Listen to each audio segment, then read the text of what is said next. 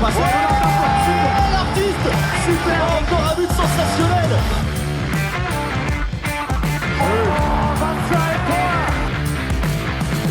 That's a brilliant bit of follow-up play by Mahe. Oh my goodness me, what a shot. Sagosen setter det hen! Han setter den! De i semifinale igjen! Well, we went over Group A in the last episode, and today we're going to go over Group B of the EHF Champions League men. But I'm joined, of course, by Chris O'Reilly and Alex Kulesh today to give our midterm grades to all of the teams in Group B. Are you ready, boys? Hello, Brian Campion. Yes, I'm ready. Let's do it. Alex, you feeling good today? Yeah, feeling good. I really enjoyed our last chat on Group A, so I think Group B is even more interesting. It has a real divide of opinions or divide of performances. And of course, we will also have a guest on this podcast. We'll be joined by Oliver Jørgensen, who is a handball journalist and an expert in Danish handball, to speak about a team that maybe hasn't impressed us too much, and we'll go through some of the Danish teams in the group. But will you just kick off? Does anyone feel like we're cheating on Rasmus? Rasmus, we love you too. It's just, we got to spread the love. We want to spread the love. Spread the love. Yeah, exactly. Just like the Danish national team will next month, spreading the love with all their amazing players. We're spreading the love with the handball journalists as well in Denmark. But yes, let us start. Barca, top of Group B, A+. Yeah, I think probably the best team we've seen all season. Their only real hiccup was their draw against Kiel, which they kind of then undid in the next game. And DKM and Alexi Gomez are just absolute goal machines with 83 goals between them. I think it's just their two men in the form of their lives, and that's just quite a thing to witness. And probably maybe an unsung hero of the Barca team, and probably a guy who gets a bit of I would say a bad rep, but maybe he doesn't get the respect that he maybe deserves, is Nguyen, who has never scored less than 3 goals in every game all season. So he's one of the most reliant goal scorers I think you could come across, and he's 39 goals in total, with Elverum being his best game with 8. But so, yeah, A+, I agree with you, Chris. I can't say anything more, I don't think. I gave him an A just because of that draw against Kiel. I was a bit harsh on them. A perfect record gets you an A+. It's like an A.5+ for me. They're incredible, and for me, DKM has just been unbelievable this season. And I'm a bit of a DKM hater in the past. I'm always expecting more from him. But he is just doing it. He's become the absolute man for Barcelona. And it showed in that game against Aalborg, where for some reason he sat for the first 20 minutes. Good decision by Ortega, because he came in and scored 9 goals, absolutely ripped apart Aalborg. And he's just been incredible. The reason I gave him an A+ is because we compare it to last season when they came in as reigning champions and stumbled a little bit at the beginning, or stumbled. They weren't going at full speed. They were still finding their way. And then towards the end of the group phase, they were like, okay, everything's clicked now. So you could have forgiven them if it was the same again this time. Also with the big question mark of the left back, which, as Brian mentioned, doesn't seem to be much of a question mark anymore. Also with the introduction of Jonathan Karlsbergård, it's another kind of like stable head in there. Langaro is still producing the goods, and Engesson is the main man there. I just like how they're operating this year. They've added new strings to the bow. They have Blas Jans coming in as a playmaker sometimes when necessary now. Domen Makutz had his breakthrough game a few weeks ago against Kiel. Just everything seems to be going well. I mean, they just need Melvin Richardson to have a couple of amazing games, and then it's like, okay, everybody's really in this season. Luis Frade, maybe he's the only one I haven't been impressed with. He's just an absolute nut job still. Mr. Red He is it's ludicrous. But yeah, overall, I think it's like a very looking very good for them. And Emil Nielsen has just like in one position where they're like, maybe relying a bit too much on Perez de Vargas. And now they have Nielsen in there, which I think has just elevated Perez de Vargas. So yeah, all good news for them. Yeah, Alex, what you said there as well was interesting, because I think we have talked about DKM seasons gone by and been maybe overly harsh on him as a collective. And it's hard to forget also that he's only 25 still. And that, like, when you think of someone like Alex Dushabayev, who you kind of put them in the same, in your head, in my head anyway, in the same kind of category. Alex Dushabayev is 29, so he still has a good few years on him still, and a lot more years left in the tank. And I think probably it's a lot of credit to his game that we kind of, you see his potential and you just expected more from when he was 22, 23. But I mean, he's really coming into his own now, so it's quite terrifying as well. I think, to see him, and like still only 25 and just absolutely crushing it now. So yeah. I said Alex Dushabayev there, so maybe that's a good segue into our next team. The second in Group B would be Kielce. Maybe Alex, do you want to start with this one, since you're the Kielce expert on the pod? Okay, sure, I am. So Kielce have disappointed me a little bit, just because you expect them to at least beat Barca once. That's what you want, for them to have this like perfect season. We know how good they are. They have still torn teams apart, every other team, except for Barcelona twice, where they've lost. And, that's the team that they have to beat. That's the team that they have to figure it out against. You mean they lost to them in the Super Club? Are you counting that? Only once in the Champions League. Yeah, it's fine. Super Club's improved over the years. That's kind of important. It is important. It doesn't matter if it's a Super Club, when it's Barca and Kielce playing. Exactly. It's going to be important. But for me, what else about Kielce? Primarily their new signings. I'm still unsure about Remili. He has been injured. He has shown glimpses, but I don't really see what his role in that team is. He is their big signing. He's a big player coming in. Alex Dushabayev said, bring me this guy and we'll win the Champions League. I don't see that yet. They have to figure it out. That's my kind of big question mark around them. And then on the positive note, Andy Wolf has just been epic. I really like seeing Andy Wolf back to his best form, and I think he's really driven them as well. It's taken a while as well, and we kind of have waited for that Andy Wolf to turn up in Kielce, because I remember, when was that, after some game that he was hung out to dry by Dushabayev? I think it was the season before last, or was it last season? So he's obviously been through a lot in terms of the psychological side of things and not performing for Kielce, but it is great to see him now being the big bad wolf. But when you talked about Remili there, I think it's probably fair to say that whole French trio of Nahi, Remili and Tourna really haven't crushed it as much maybe as they should be, given their reputation and their ability. Nahi's at 19, Remili 21, Tourna 25. I think that's probably an area where they could maybe be asking for those players for a bit more from them. I think Nahi has impressed me this season. I think he's cut out a little bit of the unnecessary showmanship, or a little bit of shithousery. He's kind of cut out of his game, or limited it a little bit, because that his shooting percentage just wasn't good enough in previous seasons, because he'd always just do something extra, have a fake and a second fake, and have the arm down or have it up. And it was all just a bit much. He's been a bit more consistent, so I've liked that. And he's really, really good defensively. So I've liked Nahi.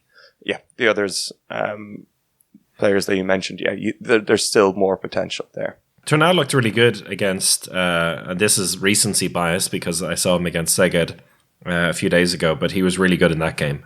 He had a great performance, and in comparison to Karolek, he's shown. Yeah, big downside for Kielce also is the injury to Haukar Thrasterson, which is a real pity. Yeah. Not just for him, because it was devastating, but also because he was finally coming into some form, finally looked strong, and then that horrible knee injury out of nothing. And that's just the worst thing. And I think we mentioned it, Brian and I were there in person, like the reaction from the bench said it all. Like there were players in tears, you know, that really, really hurt them deeply. So they do have Olenicek in there as well. Elliot Steinmalm has finally come into the team, so they're well covered there. But that was a real blow for a player who could develop into a difference maker. I've given Kielce an A because they have lost that game really early in the season against Barca. Since then, they've been amazing, and they have come through some tough games, like surprisingly tough games, like the 2 against Elverum, where they haven't been at their best, but they've still come up with the goods. That's something they didn't do so much in the past. I mean, we're used to seeing, a bit like Vesprem, we're used to seeing Kielce lose random games like that. They're not that team anymore. They are a bit more solid overall, and that's what I like about them. Do we all give our scores? I think, yeah, I gave Kielce I gave them a B+. So still really good, but B+ for me. Yeah. I gave them an A-. And Chris, you gave them an A? Was it? A straight. Yeah, yes, that's it. Yeah. Good, then. I think then Nantes are up next. I think I'll just say what I gave them straight away. I gave them a B+. I think same here. Alex. Oh, there you go. Look at that. Finally, we all agree in one. Exactly. Hey, good. It only took 11 teams.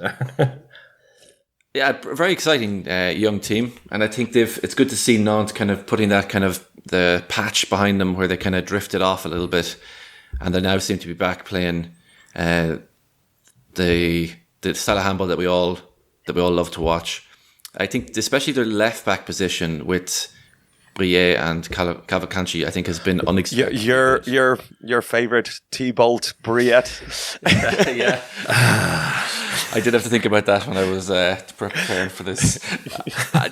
Just to be really sure, I actually Googled it and put it into YouTube just to listen to it, so I wouldn't say it wrong again. But yeah, thanks. Give us it again, there, Brian. Give us your smoothest French accent then. Okay, wait a second. Seeing as you studied it. Thibaut Brie. That's very good. Lovely.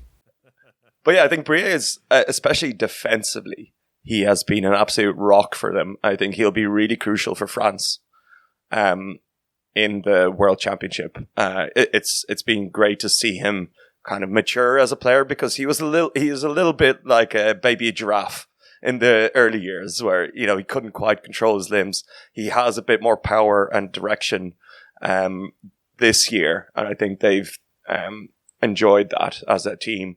And they're doing, you know, they've got 2 victories against Aalborg and a win against Kiel. That win against Kiel, especially 38-30, was so impressive. And they're doing it all without arguably their best player, Aymeric Mien, who's been injured for the last kind of month and a half. So they have another gear to go.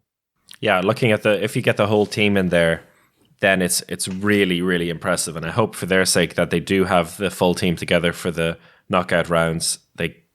If they finish in 3rd place in this group, which they're set to do at the moment, they could really make a run for it, because we also know, at least kind of historically, how good they are in the knockout rounds. I mean, Nantes are just made for the knockout Champions League handball. They're kind of not always at their best in the group phase, which is again something they've fixed this time.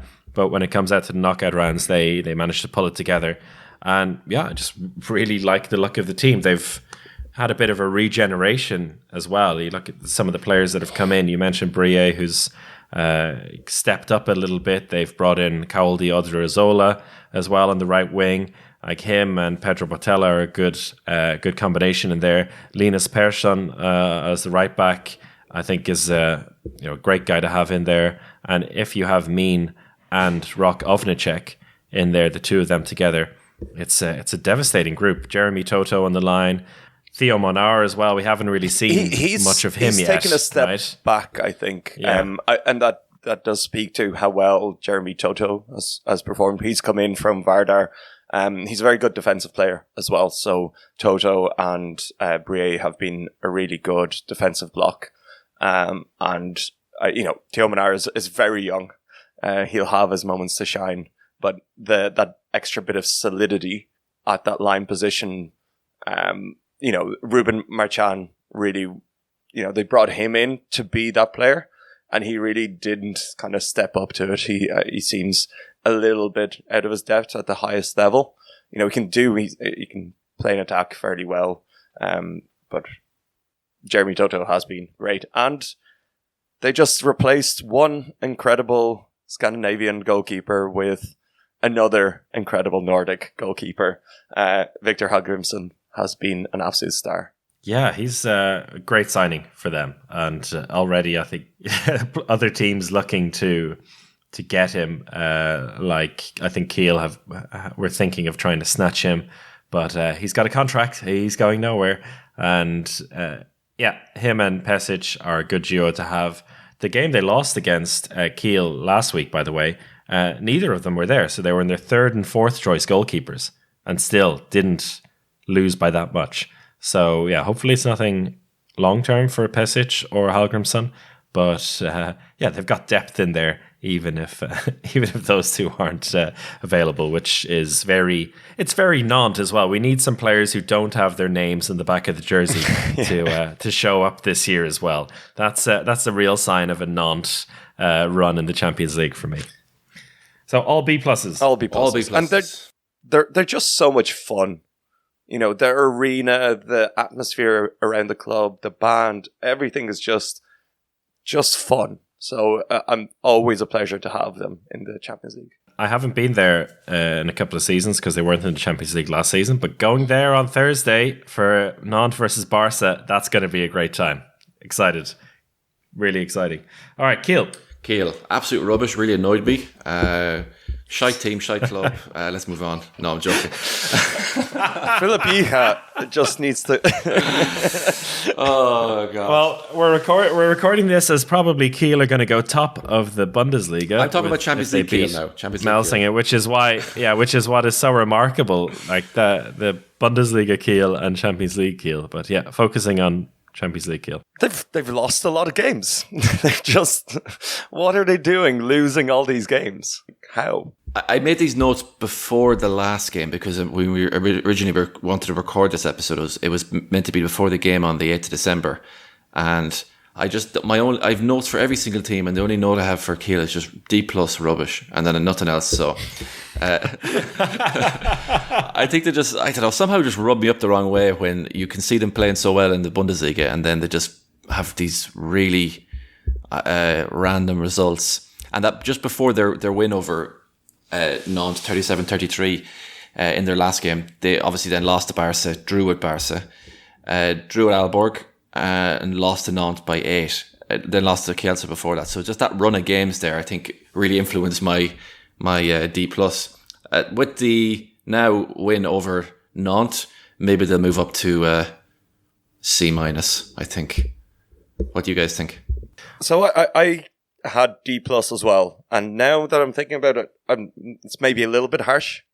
They are missing the best player in the world, Sander Sagosen, who just came back. That you can't really ignore that. And it's just that disappointment that you said, kind of, they should just be better in the Champions League. But there's been a lot of players that have impressed me. Primarily Erik Johansson, who has been injured. Hopefully he's back for a World Championship, but Erik Johansson has been kind of my revelation of the season for watching him just be an absolute superstar, step into that gap that Sander Sagosen left and just take over games. He has 59 goals in the Champions League so far, and he's missed a game or two in there. He's this combination of power, size, and smart play. He really reminds me of like a kind of Karabatic, which is a player that you don't see as much these days. The players that are just kind of really dynamic, but also have the size and can shoot over, but they're not shooters, but they can be both. And playmakers. Yeeha is another example where it's not like pure shooter, it's all about dynamism. And I think Erik Johansson has that, and yeah, he's just been amazing. Yeah, it's similar to Karabatic as well. He's not a guy who's afraid to really put his body on the line when it comes to like just getting that goal, and that's very much like what Yika and Karabatic used to do. And I think he just looks like another level above the player that we saw last season for Elverum. And I remember at the start of the season, I went to the first match of the week, they were talking about him, some of the owners of Kiel, about that this guy is going to be the next big thing in handball. So they were putting all their chips behind him, and they really believe in him, and that's why they signed him, because they think this guy could be Sagerson 2.0. Yeah, and sorry, 30 goals in the Champions League. I got that wrong. I think the 50 odd has come in the Bundesliga, right? Yeah. But he has been phenomenal, and hopefully they'll have him back. Like, I think I want to see him and Sagerson together for a while, because it's not gonna last for long. So we may as well enjoy it, enjoy the two of them together. I think they have been deceptively bad, because they have been so close to being good on occasions in this in the group phase. You know, the draw against Barca, they came back and basically had that victory in their pocket, and then a week later in Barcelona, they were, for 53 minutes, were the better team, and then lost it with Perez de Vargas and Makuts basically saving the day for Barca. So imagine doing the double. They were this close to doing the double over Barca, end up with 1 point instead of 4. We'd be having a completely different conversation. So yeah, I don't think there is that much of a difference between the level that they're doing in the Bundesliga and in the Champions League, but the results aren't showing. I gave them a C-. I was between a C and a C-. You also go for a C- now, Brian. Yeah, I'll switch to C-. Alex? It won't be so harsh. I'll stay with D+, because again, we're talking about Kiel here. We're not talking about any other club here. They should be like Barca. Judge, if Barca had a season like this, like Kiel are having in the Champions League, we'd be extremely harsh. So that's where Kiel should be. True. Yeah, and it's like, Sagerson is back now. Pekela is back. Another great bit of news for them. But as soon as that good news comes, then they lose Stefan Weinhold, and then they lose Johansson. So nothing ever seems to be perfect for them, but maybe that'll come later in the season. That's Kiel, and we're halfway through the group. Let's move on to Aalborg now. And to do that, we're going to bring in Oliver Preben Jørgensen to talk to us. Welcome, Oliver Jørgensen, handball journalist and expert in all things Denmark. Today, we're going to speak to you a little bit about Aalborg. So we've gone through an exercise where we've looked at every team, and one of them stood out, but maybe not in a very positive way. But how are you doing? Oh, I'm good, thank you. Nice to be in this podcast. The team, of course, that we're talking about is Aalborg, a team kind of full of hopes, signing Mikkel Hansen, rising, big hopes of a Champions League win, everything, but the season hasn't quite panned out exactly like it was planned. Losses in the Danish league and quite a few losses in the Champions League. What has been your impression of the team so far? Obviously, they've needed some time to settle in with Mikkel in the team. He joined with an injury. Took a little bit of time, but he actually started pretty great after his injury. And now the last month or so, they've been in a little bit of a crisis playing wise, especially defensively. I think they have lacked a lot. I think there's quite a few things offensively. When Felix Klar is not at his very best, they lack pace, they lack timing. I don't think Palmas and Mikkel has been that good when being on at the same time. Defensively, I think they're the structure. They need more composure. They lose too many duels, and yeah. So there's a lot actually right now for Aalborg that's not at its very best. Is this kind of in any way what you expected to see from the team this season? Because it was always, with Miguel coming in, they were going to play in a different style and they were going to have to change the way the team basically operates, like in sharing the time as well. Like the introduction of Miguel alongside Aaron was going to mean less time for the likes of Felix. But has that had more of a negative impact, the transition into this new way of playing, than you expected? I actually thought it would go quite easy with Miguel and Felix, because he needs that type of playmaker next to him. And I actually think they've played okay together, but with Palmerson and Miguel, they lack the timing and the playmaking ability to set each other up in the right positions. So I don't know if it's anything less than what I've expected. I still think it can be going to be really good, but they really need Klar in there, and I think Miguel needs Klar. When you think about when Aalborg kind of came bursting onto the international scene and doing really well in the Champions League, I think it's probably fair to say that they had a lot of players that a lot of people in other countries didn't really know about, and they kind of became these bigger names as they went on. So the club was kind of based around, the mentality was having this really good team of players, and it was sometimes very hard to pick out really stars, but Klar kind of made his name like that. And then you bring in two of the biggest names in handball and all of a sudden maybe the dynamic of the team changes a lot, because you've gone from a team of nobodies, which they're not nobodies now, but they were maybe a few years ago, and then you bring in these massive names. And does it kind of shift maybe how things are a bit on the court when you have players there kind of expect certain things to go their way, or maybe expect to be treated a certain way in the team? I don't know, that's difficult to say. I mean, it's the mentality. They like themselves. They like to put themselves in the group of teams in the top, and they're not shy to say that they want to be in the Final Four every single year now. But on the court,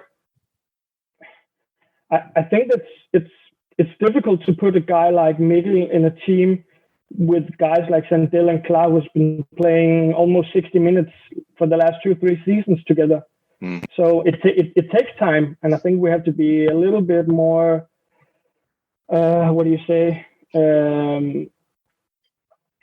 patience, because it's still only 3-4 months. I think it's gonna be a lot better after Christmas. And so what would be some of the keys that you see where they can improve? In that last game against Barcelona in the Champions League, actually Hansen didn't play that much. That was an interesting turn where they went with Palmerson and Klar primarily. But are there other areas where you see an improvement needs to be made? Yeah, defensively, I think that's the biggest problem. They've actually adjusted pretty well to the pace in the games. Against Barca, I actually think they controlled the pace really well. And it wasn't if it wasn't for Peter Stivagas, I think it could have ended up differently. But with the pace being that high, they have some defensive players they need to get in. And right now, I think maybe Mølgaard, Antonsen, they haven't been at their best. And I think it's quite fair to say, even though Agefors and Gade has been decent in goal, they don't have the same level in goal as the best 3, 4, 5 teams in Europe. There's still a long way to go in this group phase, though. I think it's a key thing to look at, and particularly in this group, there's a lot of there's a lot of teams dropping points, and there is still an opportunity, at least to finish in the top 4 if things go their way. So looking at maybe more of the positive side of things, there's the likes of Mads Hoxer's come into the team and has at times looked really, really good.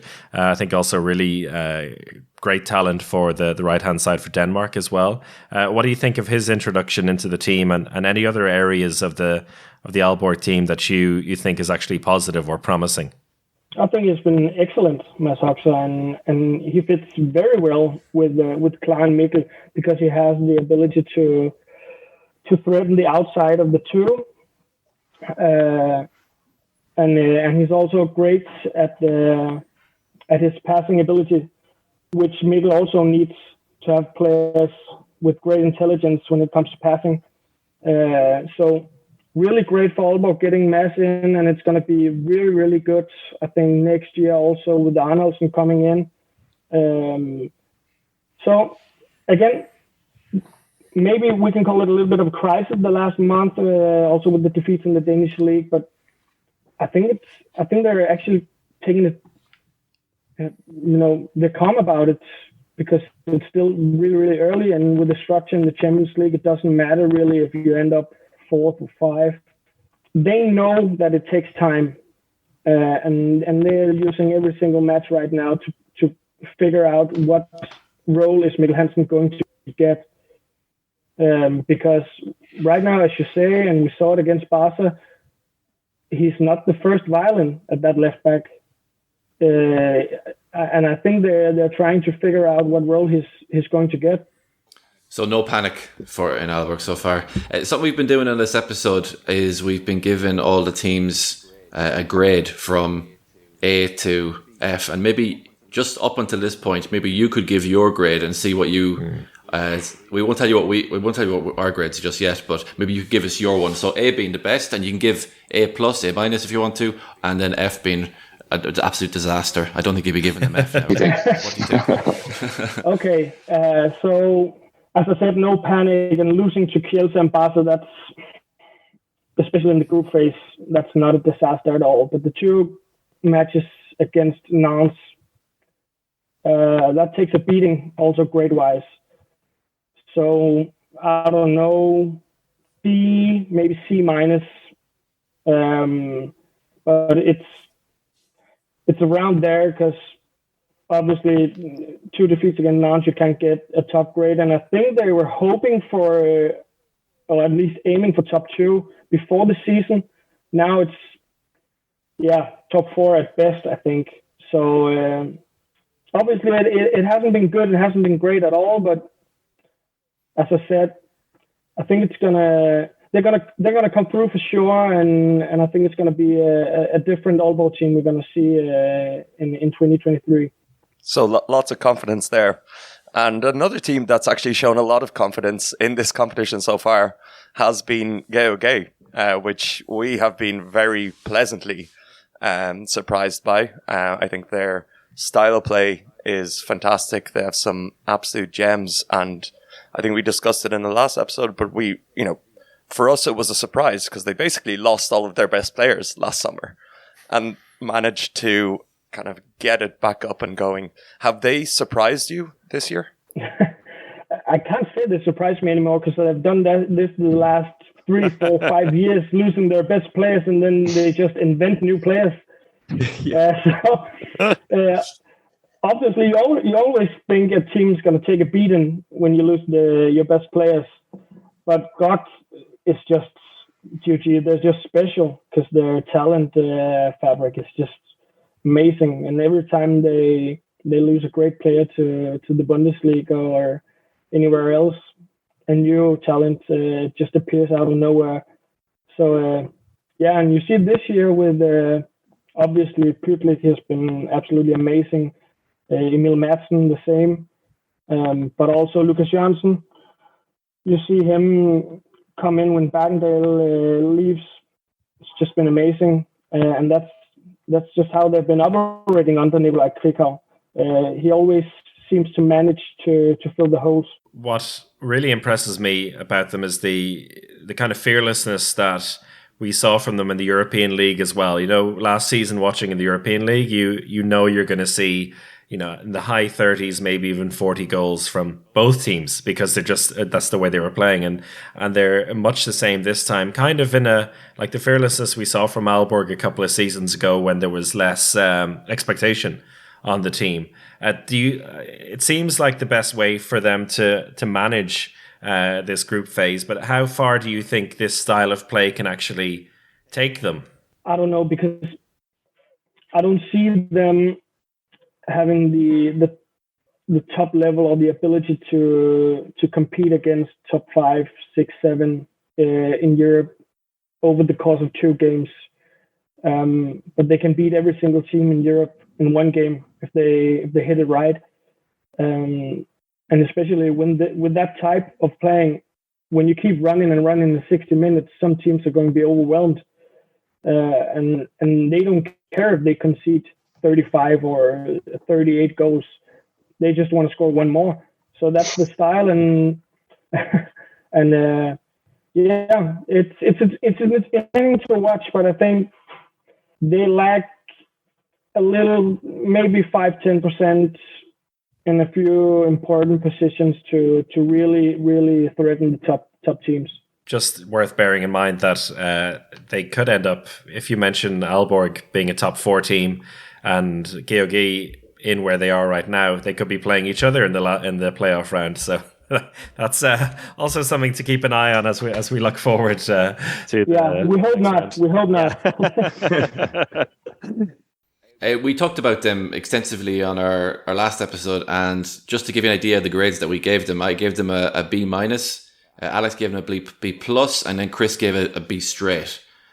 Where would you put them? Going on the expectations you had coming into the season, losing all the great players and having such a young team, I think it kind of pushed it up a lot for us, but we gave them, overall a B. Where would you put them? Around there as well, because, I think top 3 in that group is also quite settled with PSG, West Brom, and Magdeburg. But I think they could be aiming for 4th with Dynamo right there. But that would be great. And I think the 5th position in the group, that's where I think they should be, and I think that's probably where they will end up. So, yeah, B-, B. I think that's a fair grade. Like, looking forward for this club, for GOG, how, do you expect another turnover, or is there some sort of plan to keep this team together for a little bit longer? Because, they're, Putlik and Madsen, they're ready to be snapped up by the Bundesliga. But do you think GOG will allow that, or try to keep it together for a couple more years? Well, Morten Olsen's contract is expiring after this season, although he really doesn't look like a guy who's supposed to stop right now. He's been really good. From what I hear, Putlik could be on his way to the Bundesliga already next season, although he has a contract 2025. So I think it's going to be difficult for them to keep the guys together. And if they don't, it's going to be really difficult, because Putlik and Morten Olsen, they've been the core in the backcourt for the last 2-3 seasons. But again, it's GOG. That's what they do. So yeah, I don't know what to expect, other than they're always going to find some new young guys. Before we let you go then for the afternoon, it's we're recording out just after we saw Magdeburg beat Berlin. I believe you were watching that game as well.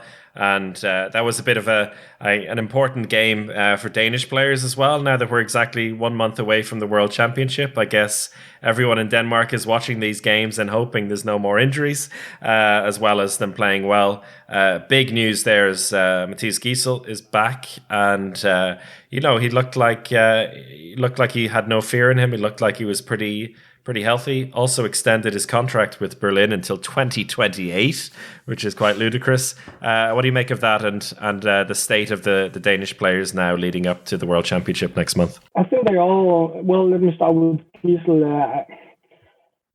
I think it's ludicrous as well, because in handball, you obviously you don't sign players when they have a contract. So he seems locked in now in Berlin for the next 5-6 years. With that being said, I think it's a great team to be in right now, and I think they're looking very exciting, and they can be contenders for the Bundesliga title the next few years. So I think it's a good place for Giesel to be. And for the rest of the guys, I think they all look in good shape coming into the championship in January. Maybe with Mikkel Hansen being the biggest question mark right now, where is he? But with Giesel back, Jakob Lassen playing very, very great in Hamburg, and Putlik being that good in GOG, Lauge being excellent in West Brom, I think they have the team. Everyone looks strong. I would say let's throw Huxer in there, the second right back. Let's make him a bolter. What do you think? I would like to see him in the squad, but I think it's going to be Lassen. I think Nikolaj Jakobsen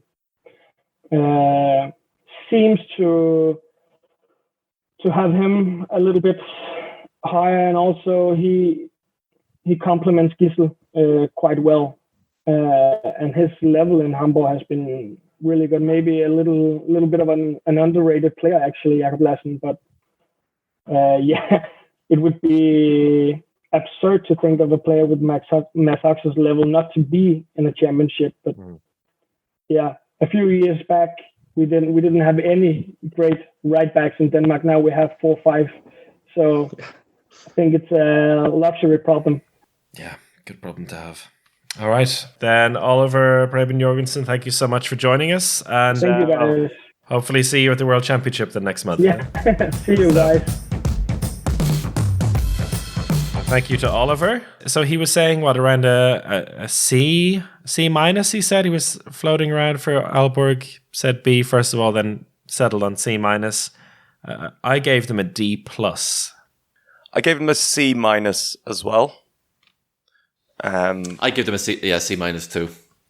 It's something weird with Aalborg, and like Oliver was very confident about them going into the season, and that's one thing I just can't put my finger on. I can't really put my finger on why they've been quite that bad, because when you look at them, they play really good handball.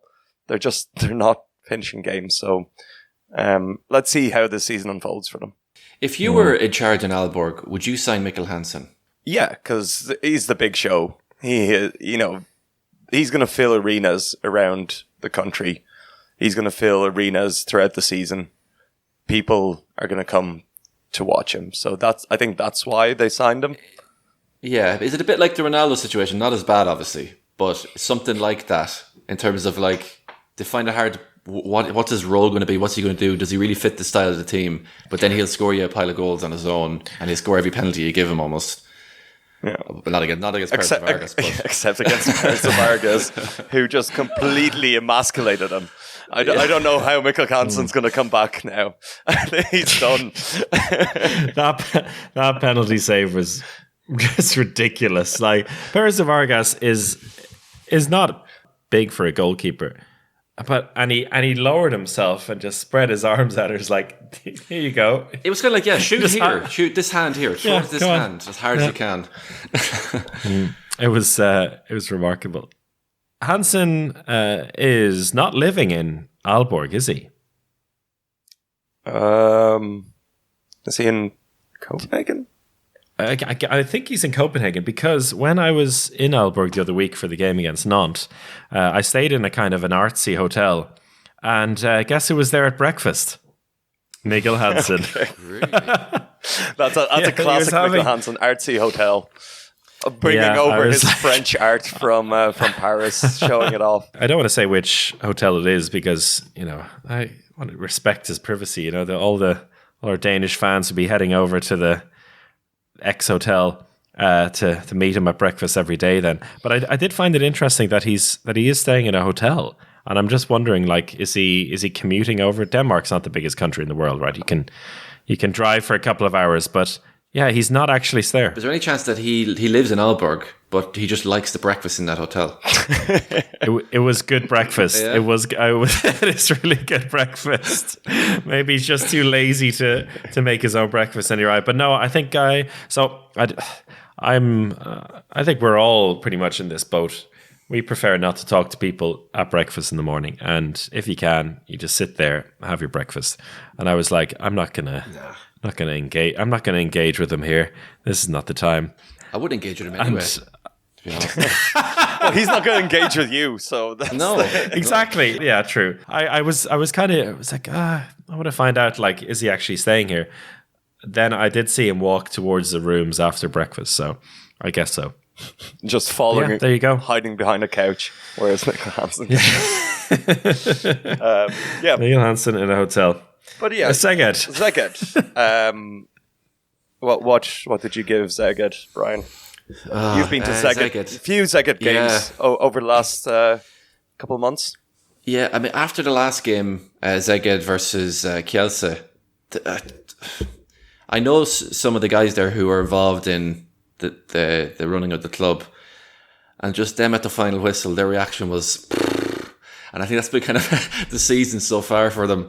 I gave them a D-. I think they're really struggling, and the result of that has meant that a legend of the club in Pastor, the coach, is now leaving the club at the end of the season. And I think, it's a really, really tough time. And then when I now look at the squad, compared to when I looked at the squad list maybe last season, somehow the names don't seem that good anymore. And I know it sounds really strange to say that. Well, but when do you look mean at their top scorer, Kent Robin Tunninson, for some reason? Yeah, but like you look at Rosta, Sostaric, Zita Zoltan, Maskovcek, Martins, Gaber, Bodo, Tonneson. When you hear those names, is that really a team that's going to smash it in the Champions League? All of a sudden, I don't view them the same anymore as I did maybe a year and a half ago, when I thought, oh, these guys, dark horse for the Final Four. Not a chance to get to the Final Four this year. I loved how you said Zita Zoltan in the Hungarian way, where they have the surname first. Yeah, just respect to the Very Hungarian good. listeners, you know. Yeah, that's there you go. That's full credit. You know, because I'm in their good books, because I was boosting the Hungarian national teams. But anyway, if they were winning the games, right, and we look down at the tops, like the scorers list for the team, and you see that 9 players, like the top 9 scorers, are all within 22 to 29 goals scored. You'd be like, oh, this team is spreading the ball so well. They're rotating. If this was Kielce or PSG, we'd be like lauding them for this. But they're just all doing it, but not scoring enough. Yeah, but it's more like, you know, being desperate. It feels like, oh, okay, here we go. Bodo, it's your turn to take a few shots. Let's see what you got. And it's the next one up, and they're just it's their style of play that really grates me these days. It's really old school, and it's also, but it's, I wouldn't say only old school. They're also playing with this. It's almost like a 7-on-6 attack, but they don't play 7-on-6. It's just super static, and you know, we've seen Dan Bombach kind of work with that style for many years, and it, you know, be good at times, but they're just standing around and getting the ball and taking a standing shot. Him and Miguel Martins are just taking turns to like move a player, and then maybe something can happen. Banhidi has been injured for a lot of the season. I think he's really crucial for that to work, but it's not nice to watch, which is a pity. no, it's just I noticed that when I was watching the last game against Kielce, when I was in the arena as well. It was just like, I'll give the ball to Bombach, and like he was just basically doing it on that whole. He were just a fake up and then drops his shoulder and tries to go past him, and that worked in the first half a few times. And then it was just him trying to do that again in the second half, and then the Kielce defenders were like no, and they would just run into players, and it was a bit like that. Okay, yeah, I know he's amazing. Bombach can pull a goal out of nowhere. But it just seems a bit headless otherwise. If he's not going to do that, then it's just, yeah, as you said, Bodo, go take a random rocket shot there and see what happens. And yeah, it's not great, because it's not at all like what they were like maybe a season and a half ago, where they were just incredible to watch. And their defense is a shambles as well. It's this bloody new arena. It's just ruined them, hasn't it? Like, you know, like just scrap it and go back to the old place, like, you know. It's the Arsenal curse. Like, Arsenal moved to the Emirates, didn't work for them. You know, now it's working for them. 10 years later? Same seems to be happening with Szeged. Send them back to Highbury. So like, that's the centre of defence should be, and you look at the size of the players they have, like Banhidi, Gaber, Rosta you can kind of forget a little bit about. I mean, he's good, probably better in attack. Bodo and Machkovchak, he's a player who, if he's really working as he's supposed to in defence, then everything is working fine. And they should just play 7-on-6. I mean, have Martins and Bombach in there, Rosta and Banhidi on the line, even put Machkovchak on the line. Who cares? Just like a big guy on the line, because they need to do something. Like, I feel the wings are really wasted on this team. Like Frimmel and Blanc on one side, Radivojevic and Sostaric on the other side.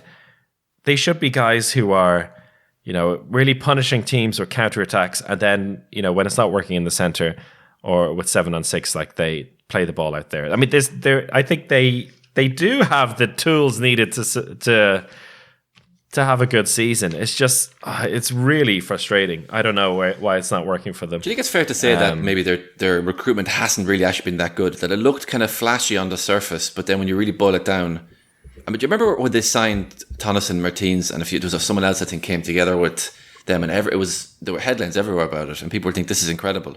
But now looking back at it, it doesn't seem like they were good signings at all, really. But yeah, D minus for me. Yeah, me too. D minus as well.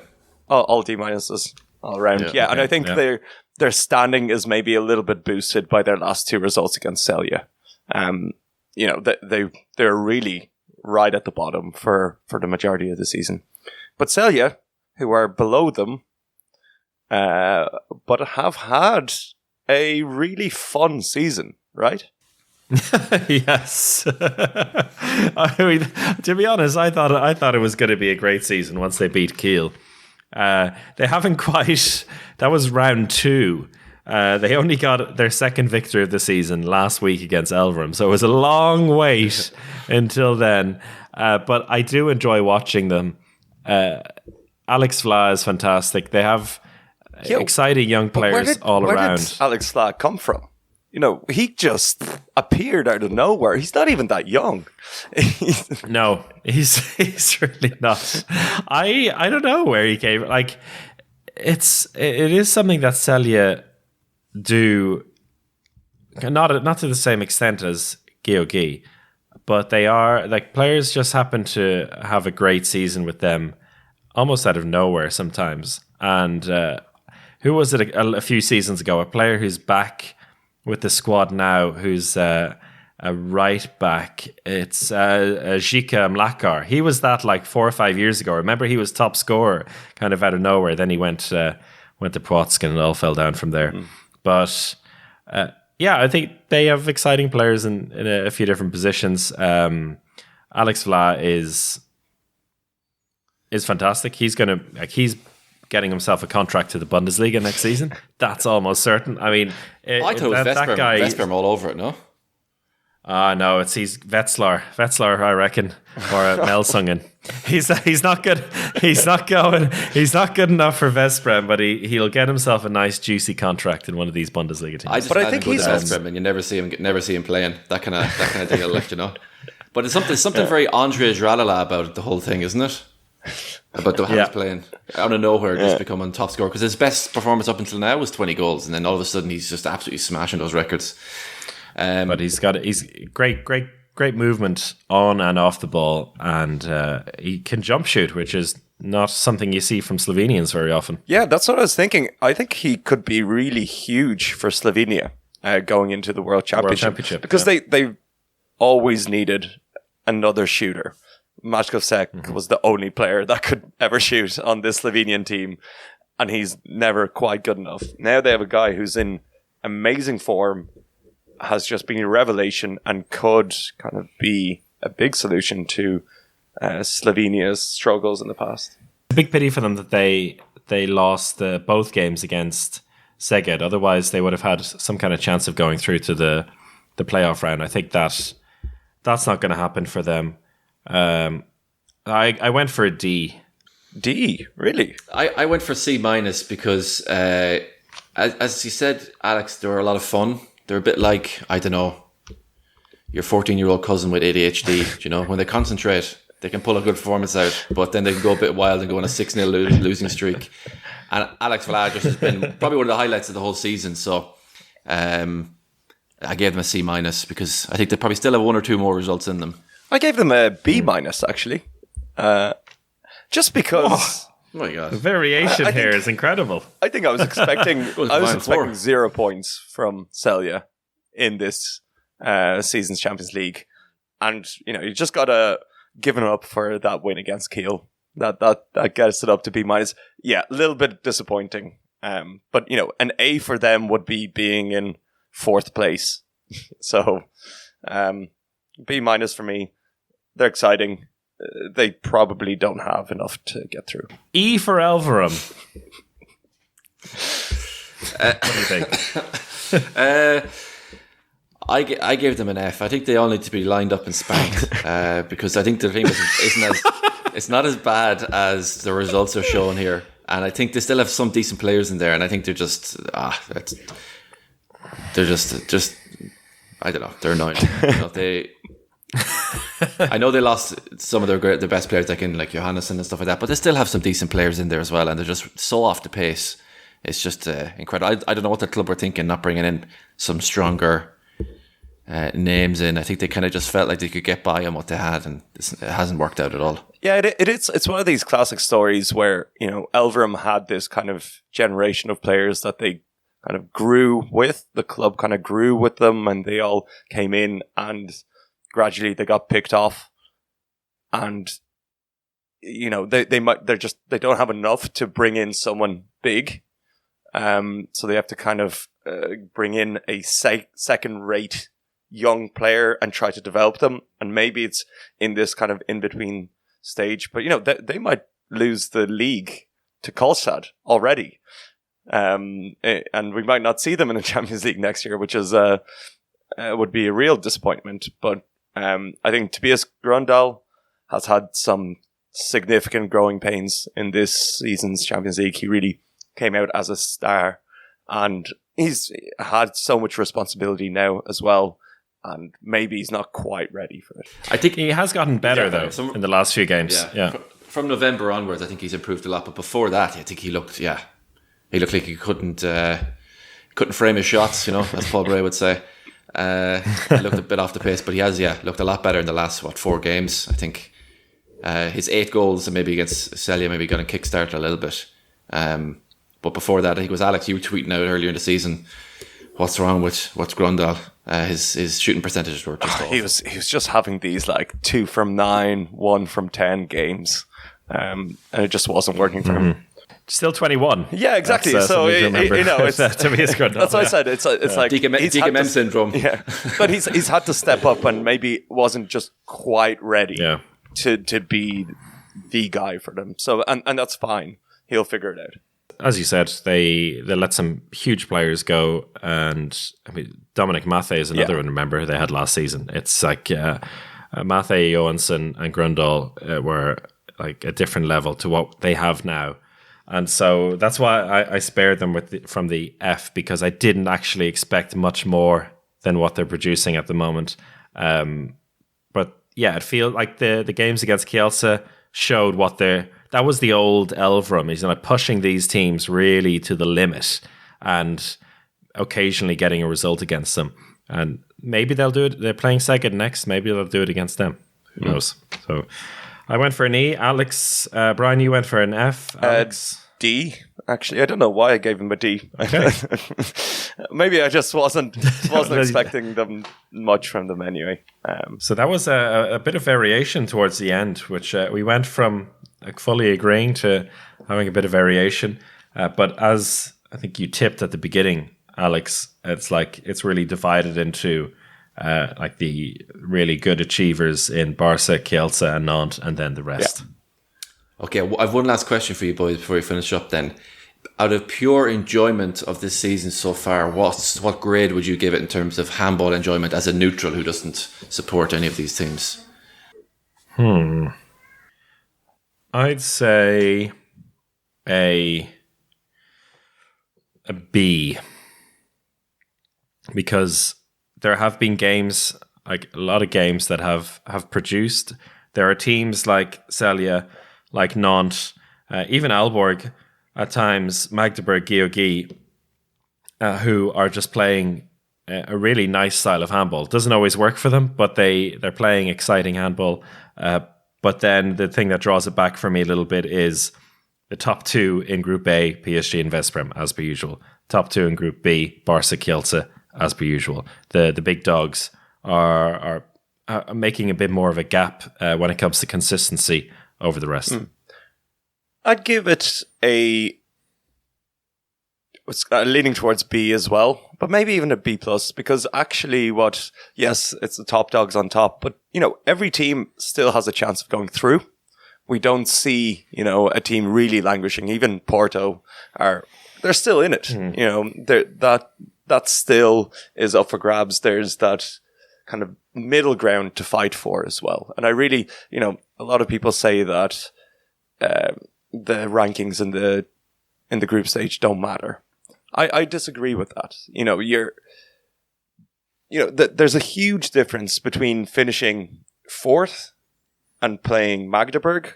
So finishing fourth in Group B and playing Magdeburg, or finishing third and playing Dinamo Bucharest. That's a huge difference. Those games build up. The more difficult the games, you're having to win many more games at the very top level to actually get to the final four and then win. So I do think the standings make a difference, and there's just like a lot open at the moment around those standings. They could really shift. So that's why I'll give it a B plus. Yeah, unless you have teams like Kiel who are taking the piss and not to get the results they should and messing that whole thing up. I'd probably give it a B minus. I think had we had a few more results like Celje beating Kiel earlier on, a few more of those and some really crazy things in there, maybe push it up to an A. But I think it's been entertaining. But as you said, Chris, the status quo has been kept in that regard. So nothing too crazy to push it up to an A. Well, another episode of the Handball Hour is done and dusted. Thank you very much for listening. We have our grades in. You can check them on our graphics on our social media channels at Handball Hour if you want to get a closer look at them. Thank you very much, and we'll talk to you very soon. Goodbye.